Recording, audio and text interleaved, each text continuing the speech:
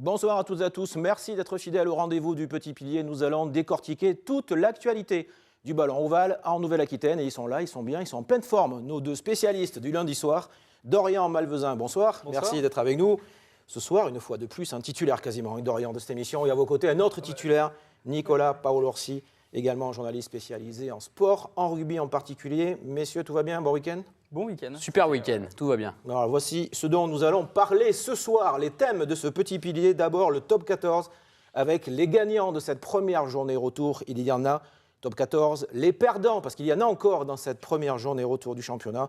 Nous évoquerons la Pro D2 avec cette question. Jean-Baptiste Aldiger, le président du BO, est-il un mini-Trump, selon les propres termes d'un conseiller municipal biarro? Et puis, bien évidemment, nous évoquerons l'équipe de France. L'Angleterre doit-elle se méfier de ces Bleus revanchards?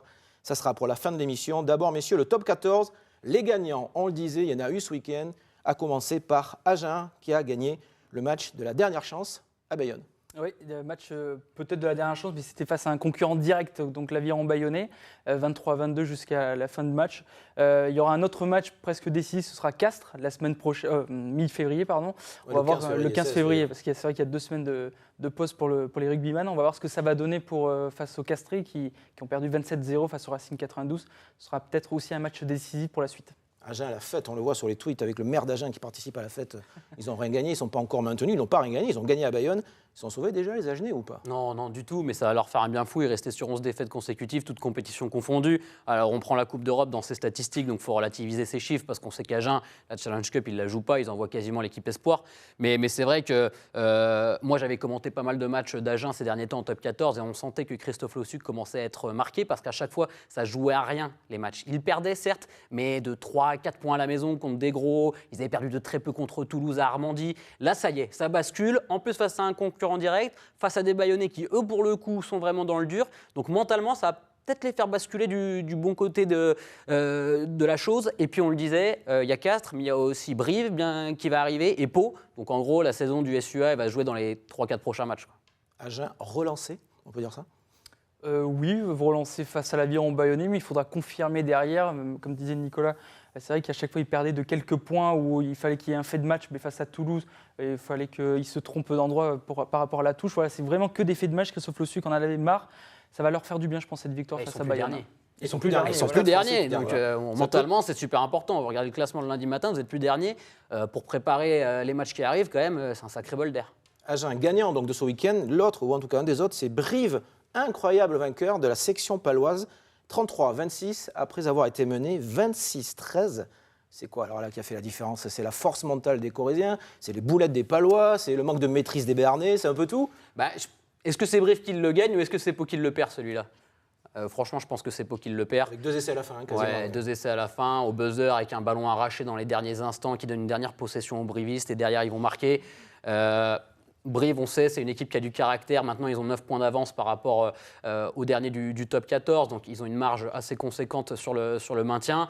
Mais c'est vrai que celle-là, quand même, elle était promise aux Palois. On parlera des Palois, perdant du week-end juste après. Attardons-nous sur Brive, Dorian, avec l'énorme performance de Thomas Larangera. Une de plus, 28 points. Si mes fiches sont à jour, et elles le sont, il n'y a pas de raison. 28 points. C'est vrai que je ne regarde pas souvent ces matchs de Brive, mais quand j'avais commenté Brive-UBB, c'est vrai que Larangera était vraiment incroyable. C'est vraiment un très bon arrière. Il fait du bien, il fait de bonnes relances. C'est ce qui manque à certaines équipes, cette personne, ce joueur qui fait de bonnes relances. Et Larangera, c'est un de ces joueurs comme ça. Alors tout va bien pour Agen, pour Brive et pour La Rochelle dans le haut de tableau. La Rochelle qui s'est imposée dans ce match de mammouth contre Montpellier, 35-30. Vous y étiez, Nicolas? Ouais. C'était du costaud. Alors, il y a eu un peu de tout dans ce match. Du très bon côté Rochelais, du moins bon, mais les Charentais ont gagné. Oui, il était très bizarre ce match à analyser parce que Montpellier fait un super début. Après, La Rochelle réagit, mais 3 essais en 7 minutes. Il s'écroule complètement dans les 20 dernières minutes du match, alors qu'il menait 32-11, je crois. Donc voilà, des hauts, des bas, mais La Rochelle gagne. Et surtout, La Rochelle est 3e du top 14 actuellement, avant cette coupure, avant ses vacances. Alors certes, c'est long, mais le calendrier est plutôt favorable parce qu'ils vont recevoir beaucoup de concurrents directs à De Flandre. Beaucoup de gros vont venir à La Rochelle. On va dire qu'ils ont leur destin entre leurs mains. Et surtout, on sent qu'on en parlait déjà sur cette émission les dernières semaines, mais on sent que ça monte en puissance. Voilà, dans la dynamique, dans la confiance qui est affichée. On a vu des essais en première main ce week-end qu'on ne voyait pas en début de saison, et ça, c'est ultra positif. Ils peuvent aller chercher l'UBB et Lyon, les Rochelais, 3e aujourd'hui? Vous pensez Dorian ou pas? Oui, même s'il y a 10 points d'écart avec l'UBB qui est deuxième. Si La Rochelle continue à bien augmenter son niveau de jeu, je pense qu'ils ont trouvé le système de jeu. Je pense que La Rochelle, ils peuvent vite revenir sur les deux premiers, s'il y a catastrophe en haut, bien sûr. Ils ont même des fans, on le voit sur les réseaux sociaux en Guadeloupe, avec des supporters rochelais qui ont porté le maillot en haut du piton de la Soufrière ce week-end magnifique, donc pour célébrer la victoire de La Rochelle face à Montpellier. La Rochelle, c'était l'autre gagnant de ce week-end du top 14. On va passer au deuxième thème de cette émission, les perdants. Il y en a eu forcément, s'il y a des gagnants, vous allez me dire, il y a des perdants. Mais en Nouvelle-Aquitaine, il y en a eu des perdants ce week-end en top 14, à commencer par Bayonne, donc l'aviron bayonnais qui a perdu le match. Alors si Agen a gagné le match qu'il fallait gagner, Bayonne a perdu le match qu'il ne fallait pas perdre. Bayonne qui n'arrive plus du tout à domicile notamment, qui a perdu contre Pau, qui a fait match nul contre Brive et qui là perd contre Agen. Ouais, la dynamique des Bayonnais est complètement en train de s'inverser par rapport à leur début de saison. C'est pas étonnant, hein. Bayonne était pas vraiment programmé pour jouer autre chose que le maintien cette saison. Le début de saison était ultra surprenant. Il rentre dans le rang. Maintenant, il va falloir que Yannick Bru trouve les armes et les mots, surtout pour remobiliser son effectif. Il va falloir gagner rapidement, surtout ne plus laisser de points en route face à des concurrents directs. Est-ce que Bayonne a l'effectif pour rivaliser sur la durée en top 14 jusqu'en fin de saison, où on sait que ça joue en général pour le maintien jusqu'à l'avant-dernière journée? Franchement, j'en suis pas sûr. Il va falloir rapidement regagner. Bayonne, 24 points. Il y a de quoi s'inquiéter un petit peu? Oui, il y a de quoi s'inquiéter. Le point positif, on va dire, c'est qu'ils remarquent des essais. Depuis Toulouse, ils n'avaient pas marqué un seul essai, les Bayonnais. Au moins, là, ils en ont marqué face à Agen. Il faut commencer à s'inquiéter parce que comme Agen gagne, il y aura des matchs décisifs. Le Stade français, même s'ils ont perdu ce week-end, regagne aussi. Le jeu commence à revenir. Il faudra peut-être s'inquiéter du côté de l'aviron bayonnais. Sylvain Rouchambe, sur les réseaux sociaux, on dit aussi côté Bayonnais que les Bayonnais, eux, sont en top 14 et pas les Biarros. Toujours cette petite rivalité qui est toujours là tous les week-ends, même avec une division d'écart, bien évidemment. Les chambreurs éternels côté Bayonnais et Biarros. L'autre perdant, ou en tout cas l'autre perdante de ce week-end, c'est la section paloise. Brive qui a gagné, section paloise. Incroyable. Ça va pas bien non plus. Hein. Ils se loupent beaucoup leur match. Hein. C'est vraiment des erreurs pendant leur match. Que de regrets, on le voit. Oui, voilà, même à domicile, on fait 4 défaites de suite à domicile. À l'extérieur, ils perdent. C'est vrai que ça va être compliqué la suite de la saison pour les Palois. Qu'est-ce qui manque à Pau en ce moment là? Enfin, depuis quelques semaines d'ailleurs, mais qu'est-ce qui leur manque? Beaucoup de choses. Je pense un état d'esprit déjà. Il leur manque ça. Alors on sent que voilà, ils essayent de mettre les ingrédients, de l'agressivité, mais ça se délite à chaque fois dans le cœur du match, dans les moments importants. Voilà, vous voyez une équipe en confiance généralement dans les zones de marque au rugby, c'est-à-dire proche de sa ligne quand elle défend et proche de la ligne adverse quand elle doit marquer des essais. Et Pau, ils ne sont pas du tout décisifs dans ces deux zones-là. Donc voilà, je pense que pourtant il y a un manager, Nicolas Godignon, qui est très intéressant, qui en plus a l'habitude de jouer ces matchs pour le maintien. Est-ce que les choix au niveau de l'effectif aussi qui a été construit en début de saison ont été bons? On voit que certaines recrues peinent. L'apport de Ben Smith qui a été suspendu rapidement et tout Black, ça. Hein. Voilà, All Black qui est une superstar, c'est sûr. Au niveau de la com, c'est génial. Mais est-ce qu'en termes de rugby, c'est vraiment le joueur, la grosse plus-value qui va vous faire franchir un cap? La réponse est dans la question, pour vous. C'est vrai. Non. Je l'admets. Dorian, est-ce que ça peut changer la fin de saison de Pau? C'est que la première journée retour, on ne va pas tirer le son définitif, mais perdre comme ça, après avoir vu le match en main, après avoir mené aussi largement, est-ce que ça ne va pas vraiment les... Mais c'est perdre aussi face à un concurrent direct pour la suite de la saison. Brive va rester, je pense, en top 14. Pau, il faudra s'inquiéter. Et comme je vous l'ai dit, ça revient derrière. Agen commence à regagner. Le Stade français, pareil, le jeu commence à revenir. Donc il faut s'inquiéter aussi du côté de Pau. S'inquiète partout. Hein. Pau, côté Bayonnais, côté Palois. Je m'inquiète plus pour Bayonne que pour Pau quand même. Hein. Pau a quand même l'effectif sur le papier pour quand même s'en sortir et battre 2-3 concurrents directs pour le maintien. Et le dernier à avoir perdu un petit peu quelque chose, en tout cas le match, ça c'est sûr ce week-end, c'est Bordeaux-Bègles. On n'a pas l'habitude de parler des défaites de Bordeaux-Bègles, c'est simplement la 3e. Défaite très logique ce dimanche à Toulouse. Il n'y a pas eu match globalement. Il n'y a pas eu match, ça a été un match compliqué, Bordeaux n'y était pas, les Toulousains aussi. On avait l'impression que, nous on attendait énormément de choses de ce match. On sait que les Toulouse-Bordeaux, à chaque fois il y a des essais, énormément de jeux, là ça n'a pas été le cas. Je pense que c'est une défaite qui va faire du bien à Bordeaux, parce que ça va les faire redescendre un peu, ça montre encore toute la marge de progression qu'ils ont pour aller chercher une place en phase finale et faire quelque chose, parce que là on ne parle plus de place en phase finale, mais on parle éventuellement d'aller chercher le Brennus quand même. Je pense que ça va les faire redescendre un peu, et avant les vacances c'était le bon petit avertissement là, à mon avis Christophe Furios, il ne va pas manquer de chatouiller ses joueurs avec cette défaite. Et avec un match capital, là, il le sera réellement contre Lyon dans 15 jours, Lyon, à Chaban, à Bordeaux. victoire impérative, Ouais, ne serait-ce que pour se relancer après ce couac à Toulouse. Oui, contre Lyon, parce que Lyon peut prendre de l'avance sur l'UBB. En plus, derrière, ça revient bien aussi.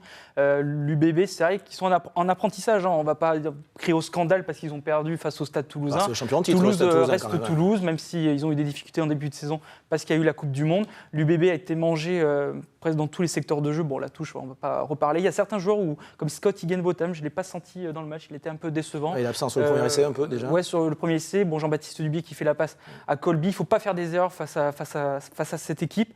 Et puis, j'ai l'impression aussi que Christophe Furios a pris un petit peu à la légère ce match, vu au 15 de départ. Moins d'intensité dans l'UBB, donc défaite à Toulouse. C'est la fin de ce top 14. On arrête de parler de l'élite, on va parler de la Pro D2 et de Biarritz, parce que là, on a encore pour quelques semaines, avec cette question ce soir, soulevée par un élu du conseil municipal Biarro, Jean-Baptiste Aldiger, le président du BO. Est-il un mini-Trump ? En tout cas, il tweet beaucoup. Je dis bien est-il, on pose la Comme question, Donald point d'interrogation, par sa manière peut-être de forcer les choses, de brusquer les choses pour le dossier du BO, de son avenir, de ses problèmes financiers. Est-ce qu'il passe en force ? Est-ce que c'est la bonne méthode pour faire changer les choses là-bas ? C'est un dirigeant qui est très très clivant, que ce soit au niveau de la municipalité, même dans sa gestion de la presse, on est bien placé pour le savoir. C'est sûr que tout ce qui se passe autour du Biarritz Un Olympique... mini-Trump de sous-préfecture. Pardonnez-moi de vous couper, ce sont exactement les mots. Conseil municipal Biarro. Non, mais en termes d'image, ce que dégage Jean-Baptiste Aldiger, c'est pas super top. C'est pas ce qu'il faut quelque part pour faire bouger les choses. Peut-être. Ce projet d'aménagement immobilier d'Aguilera qui pourrait permettre au club d'avoir des ressources, il est dans les cartons depuis 6 ans. Est-ce que c'est pas le moment de bousculer tout ça ? Mais ce qui est sûr, c'est qu'il a envie de faire avancer son club. Il a envie que son club retrouve le bon wagon, le top 14. On sait que c'est très important en termes maintenant de rentrée d'argent, de recettes. Voilà, le top 14, il faut vraiment y être. Donc, il sent que le BO a besoin rapidement d'avoir un nouveau projet et plein de structures autour pour redevenir un grand club. Donc ça, c'est sûr. Maintenant, est-ce que la manière de faire est bonne ? Voilà. Vous adhérez ou pas, Dorian ? J'ai l'impression depuis que l'ancien président Martin a arrêté de faire la présidence de ce club commence à tomber dans les oubliettes. J'ai l'impression que ce n'est plus un club historique comme à l'époque. En plus, maintenant, il y a Bayonne. Tu vas pas se faire des copains d'Orient, là. Non, hein Non, on n'est pas diffusé au Pays Basque, donc vous pouvez y aller. C'est bon, alors. Non, je veux dire, en plus. Si, bien sûr, Nouvelle-Aquitaine, bien sûr qu'on est diffusé. Je veux dire, en C'est plus, il y a Bayonne qui est en top 14, donc je sais qu'il y a eu des pertes d'abonnés aussi du côté du Biarritz Olympique parce qu'ils sont tous partis à Bayonne. Donc c'est vrai qu'il faut reconquérir un peu le public. Je sais que le public est derrière lui. Ça, on a pu voir sur Twitter que les supporters sont derrière son président. On va voir ce que ça va donner par la suite. Les supporters officiels également, qui ont officiels, publié des communiqués de soutien. Qui était devant la mairie aussi pour soutenir le Biarritz Olympique. Biarritz Olympique qui sur le terrain a perdu ce week-end à Oyonnax après avoir mené 17-0, qui va recevoir ce jeudi 30 janvier Soyo Angoulême pour une petite finale pour le top 6. Oui, non, mais le BO est dans les clous, sportivement. C'est pas évident pour eux quand même, Ouais. les joueurs et le staff. C'est sûr, déjà c'est pas évident, et puis ils sont plutôt solides. On sait que c'est une équipe qui a quand même du caractère, avec un manager qui a l'habitude de jouer des gros matchs. En fin de saison, sur une phase finale, tout peut se passer, franchement. Après, c'est toujours la question maintenant. Vous montez en top 14. Est-ce que vous allez être armé pour rivaliser la saison suivante ? Il va falloir énormément se structurer ou alors faire un début de saison à la Bayonne. Mais je ne suis pas sûr que l'année prochaine, hors période Coupe du Monde, ça soit le cas. Donc voilà, il faut penser à tout ça également. Le gap maintenant Pro D2 de top 14 est très très élevé. Et on souhaite évidemment pour le BO qu'il puisse continuer à exister au moins en Pro D2. Alors, je vous rappelle qu'il y a une assemblée générale extraordinaire qui est convoquée le 3 mars par Jean-Baptiste Aldiger avec tous les actionnaires pour étudier le déficit important du club et son avenir. Tous d'ailleurs le BO forcément parce qu'on n'aime pas de voir des grands clubs de l'histoire du rugby descendre aux oubliettes. Oh, c'est fini pour la France, parlons des Bleus. Cette grande question ce soir à 6 jours de l'ouverture du tournoi à destination France-Angleterre, le fameux crunch. Angleterre, méfie-toi. Alors on l'a mis avec des points de suspension, mais faut-il mettre ce titre avec un point d'interrogation ou pas d'après vous ? Mais moi, je pense qu'on peut les battre, les Anglais. Clairement. Je pense qu'en tout cas, on leur fait peur. Je pense que notre nouvelle génération est très intéressante. Ça va être un match particulier parce qu'il va y avoir énormément de nouveautés, beaucoup de joueurs inexpérimentés. Maintenant, je pense que si on les tient sur les 20 premières minutes, qu'on est présent dans le combat devant, qu'on arrive à les faire bouger, à mon avis, avec l'insouciance de la jeunesse, justement, on pourra les bousculer. Maintenant, si dans les 20 premières minutes, on se fait marcher dessus et qu'on voit directement la différence de niveau entre les vice-champions du monde et nous, ça sera compliqué. Eddie Jones, il a commencé un peu à lancer le match. Il a été gentiment moqueur en souriant, en disant que c'était bien, une équipe de France qui arrivait, qui se lançait, le public, gros match. L'Angleterre favorite d'Orient de ce match. Ce qui est bien, c'est qu'il y a un match. On va parler des joueurs après, mais sur le contexte du match. Oui. Après, l'Angleterre, oui, favori lors de ce match, c'est clair. On a tout changé du côté du 15 de France. On va voir ce que ça va donner. Mais c'est vrai que, comme disait Nicolas, la fougue de la jeunesse, l'expérience qu'ils ont au top 14, parce qu'ils sont titulaires, ces joueurs dans leur club, ils connaissent tout ça. Je pense qu'ils peuvent faire un coup face aux 15 de la Rose. Mais sur le papier, il n'y a pas photo quand même. Hein. Ah, mais c'est pas le papier, c'est sur Non, le terrain mais que sur ça se le joue. papier, les Anglais, ils doivent nous battre. Oui, finalistes de la Largement. dernière Coupe du Monde, ils ont battu les Blacks en demi, ils sont a priori supérieurs. En tout cas, dans cette équipe de France, dans ce groupe est très élargi, hein, ils sont encore 42 en ce début de semaine avant d'être 23 à la fin de la semaine. Un petit nouveau, Alexandre Roumat, un autre joueur de Bordeaux-Bègles, a été rappelé. C'est logique. Vous l'attendiez déjà dans la première liste ? C'était quelqu'un qui, en tout cas, a été auditionné par le staff du 15 de France, un joueur qui réalise un très bon début de saison, qui est vraiment en train de grandir, devenir vraiment mature. On sait que c'était un capitaine de touche, ça l'a toujours été depuis qu'il est arrivé à Bordeaux, mais là, dans le combat, on le sent plus présent. Ouais, oui, c'est un joueur à gros potentiel, c'est complètement un joueur qu'on pourrait voir en 2023, donc c'est vrai que c'est pas du tout une surprise de le voir sélectionné. Alexandre, fils d'Olivier, hein, illustre international tricolore au poste de deuxième ligne. Oui, logique qu'il soit appelé dans ces cas. Oui, logique. Moi, je pensais qu'il allait être appelé dès la première liste, vu qu'il c'est vraiment un capitaine de touche. Il est vraiment très bon aussi à l'UBB. Ce qui va être marrant, c'est qu'il y a 20 ans, il y avait le père Damien Penaud qui était là, le père Ntamak et le père Roumat. Donc, si les trois peuvent être titulaires face à l'Angleterre, ça peut être un petit signe sympathique. Alors, c'est pas encore, bien évidemment, c'est Alexandre Roumat restera dans les 23. Parlons justement de on va se projeter un petit peu de cette composition. Titulaire et remplaçant pour jouer l'Angleterre dimanche. A priori, pas de Mathieu Jalibert à l'ouverture. A priori, restons prudents, pas de Jefferson Poirot, pilier. Si ça se confirme, ça vous paraît logique ou pas ? Pour Mathieu Jalibert, il y a débat. Maintenant, c'est pas illogique de voir Je ne suis pas sélectionneur, hein, mais c'est juste une tendance. Hein. Non, bien sûr. Non, mais c'est pas illogique de voir le staff du 15 de France, qui a quand même fait partie de l'aventure de la dernière Coupe du Monde, reconduire Romain Ntamak au poste de 10, où il a été une des grosses satisfactions du 15 de France lors de la Coupe du Monde. C'est pas une surprise de voir Mathieu Jalibert rentrer en cours de match, être sur le banc et amener justement ses qualités de vitesse également quand la défense anglaise sera fatiguée. Ça me paraît plutôt cohérent. Ils sont jamais fatigués, les Anglais. Ouais, c'est vrai qu'ils sont jamais fatigués. Il va falloir les épuiser, les roast beef. En tout cas, pas sur le terrain. Ils sont jamais fatigués. Vous pensez vous aussi, Mathieu Jalibert, c'est logique, entre guillemets, si ça se confirme qu'il est bien remplaçant, Mathieu Jalibert, si ça se confirme. Oui, si ça se confirme. On va voir ce qu'il va apporter en plus quand il va rentrer. Est-ce qu'il vaut mieux pas le conserver en titulaire face à une équipe comme l'Italie ou l'Écosse, voire l'Irlande, que face à l'Angleterre ? Après, c'est vrai que moi, je pensais que Jeff Poirot, enfin, on attend bien sûr la composition, serait titulaire. Ça a été le vice-capitaine pendant la Coupe du Monde. Il a été presque tout le temps titulaire à la Coupe du Monde. Donc, je trouvais ça bizarre s'il est sur le banc, Jeff Poirot. Grégory Aldrit, le Rochelet, lui, devrait l'être. Oui, titulaire en troisième ligne. C'est attendu, c'est logique, c'est mérité. Oui, c'est mérité, c'est jeune, c'est un joueur qui avance, qui est encore dominant depuis qu'il est rentré de la Coupe du Monde en top 14. Pour Poirot, c'est sûr que voilà, ça pose des questions. Moi, je trouve ça pas mal, parce que ça remet quand même en cause certains statuts. On pourrait dire, oui, les vice-capitaines, ça y est, sa place est assurée jusqu'en 2023. Bah non, ce staff-là, il faut être performant, et peut-être que pendant la semaine d'entraînement, ils ont trouvé que Cyril Baille, le Toulousain, apportait plus de garanties. Oui, au poste de pilier. Voilà. Ouais. Et maintenant, vous savez, en première ligne, quand on rentre à la 50e, voilà, il n'y a plus vraiment de titulaire et de remplaçant en première ligne dans le rugby moderne. Hein. C'est aussi important de rentrer à la 50e que de débuter le match. Pour que cette équipe de France-là soit conquérante, cette jeune équipe de France ce week-end, le rôle et les mots de Fabien Galtier et de même de Raphaël Ibanez seront très importants toute la semaine et jusqu'au dernier moment. Oui, jusqu'au dernier moment, mais pour tout le monde. C'est pas que pour les 23 derniers, ce sera pour les 42, pour les 28, enfin, pour ceux qui ont participé toute la semaine avec le 15 de France, disant « Ok, vous n'êtes peut-être pas là à ce match, mais on va peut-être vous appeler à un autre, soyez prêts, il faut que vous soyez prêts pour la suite. » Donc ça va être important de trouver les bons mots de la part de ces deux managers, mais je pense que j'ai confiance en eux. Et on va terminer avec, vous n'allez pas y échapper, petit pronostic sur ce France-Angleterre. C'est au Stade de France, c'est dimanche, la France est chez elle, 60 000 personnes qui vont soutenir la France, 20 000 Anglais peut-être, en gros, hein, 60 000. Un bel engouement d'ailleurs. Hein. Oui, ben c'est un superbe affiche, la France va gagner, on a bien compris. Hein, a priori, Nicolas, c'est à vous. Crois. Quel score ? Allez. Vous voulez un score précis ? Ah oui, sinon ça sert à rien. C'est difficile. Hein. Je dirais un petit 22-19 pour les Bleus. 22-19. 22-19.